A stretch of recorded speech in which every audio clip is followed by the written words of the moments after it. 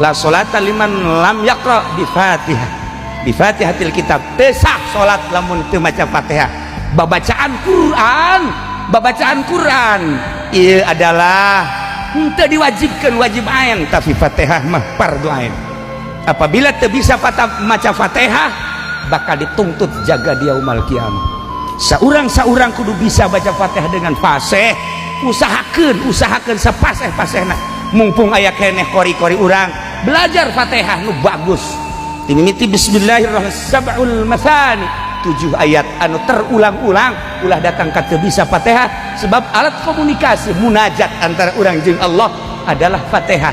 7 ayat Fatihah, 7 lapis langit bumi, 7 lapis bumi, 7 sifat Allah subhanahu wa ta'ala, 7 ayat penjelasan anak. Ternyata horenganan dengan 7 etalah urang bisa hampang awak mun dijabarkan sifat Allah tina kudrat iradat ilmu hayat sama basar dan sampai ke hayat na ieu bakal hampang awak urang, terasa lain diri urang, dibawa ku kudrat jeung iradat Allah, dibawa ku sama jeung basar Allah, dibawa ku kalam Allah jeung ku hayat Allah.